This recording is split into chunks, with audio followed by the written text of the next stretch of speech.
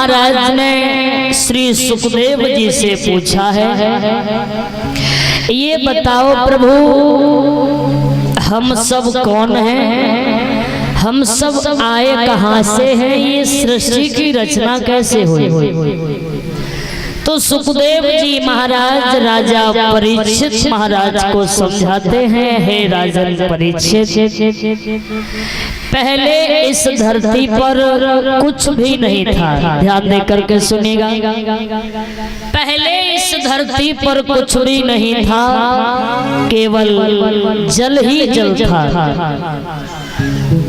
तो जल से सर्वप्रथम जल से एक अंडा प्रकट होता है माताओं, और वो अंडा कई वर्षों तक जल में पड़ा रहा, और कई वर्षों के बाद जब वो अंडा फूटा तो उसी अंडे से विष्णु भगवान का अवतार होता है। विष्णु भगवान उसी जल में ही शेषनाग की सैया बना करके बैठ जाते हैं, और उसी का नाम है क्षीर सागर। फिर विष्णु भगवान की नाभि से एक कमल प्रकट होता है, और उस कमल से भगवान ब्रह्मा जी प्रकट होते हैं। और ब्रह्मा जी ने चारों ओर देखा तो इनके चार मुख हो गए। ब्रह्मा जी विचार कर रहे हैं कि मैं कौन हूँ, मुझे बनाने वाला कौन है, मैं आया कहाँ से हूँ।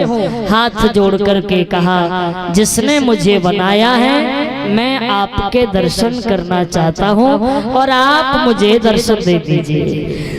ब्रह्मा जी की करुण पुकार पर विराट भगवान वहां पर प्रकट होते हैं, विष्णु भगवान वहां पर प्रकट हुए। ब्रह्मा जी ने हाथ जोड़ करके विराट भगवान की स्तुति की, प्रार्थना की।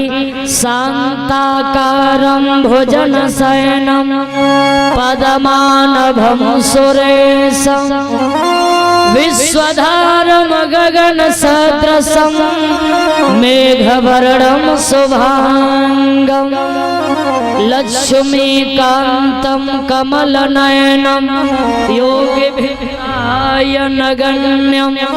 वन्दे विष्णुं भवभयहरं सर्वलोकैकनाथं। विष्णु भगवान से पूछा है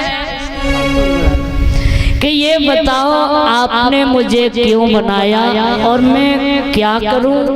तो विष्णु भगवान कहते हैं, ब्रह्मा तुम्हारा काम है सृष्टि की रचना करना, और आपको सृष्टि की रचना करनी है।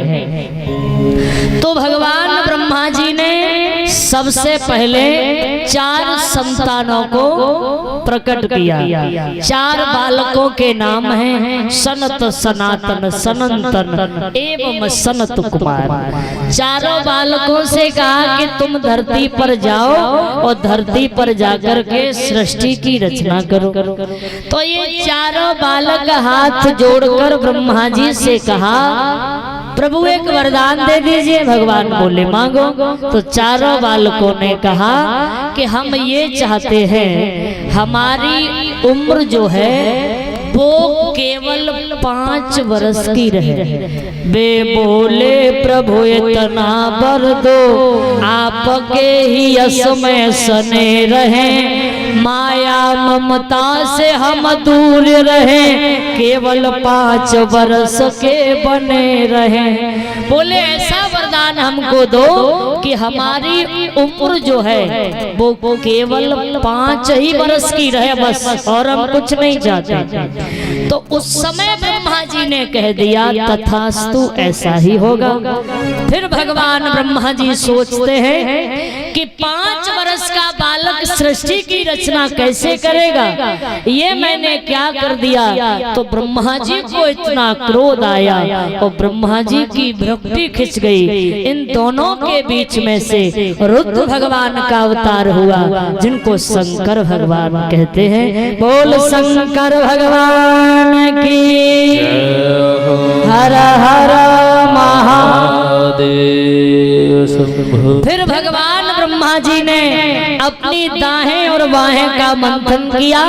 वाहिनी अंग से शत्रुपा नाम की स्त्री प्रकट होती है, दाहिने अंग से स्वयं मनु महाराज प्रकट होते हैं। स्वयं मनु महाराज और शत्रुपा का विवाह किया और कहा कि तुम धरती पर जाओ, धरती पर जाकर के सृष्टि की रचना करिए। तब शत्रुपा और मनु महाराज भूलोक पर आए हैं, तो शत्रुपा के गर्भ से 3 बेटियां पैदा होती हैं और 2 बेटों का जन्म होता है। 2 बेटों के नाम हैं, एक का नाम है उत्तानपाद, दूसरे का नाम है प्रियव्रत। 3 बेटियां पैदा हुई, देवहूति, आकहूति और प्रसूति। इधर देवहूति का विवाह कर्दम ऋषि के साथ में हुआ, आकहूति का विवाह रुचि प्रजापति के साथ में हुआ, प्रसूति का विवाह राजा दक्ष प्रजापति के साथ में हुआ।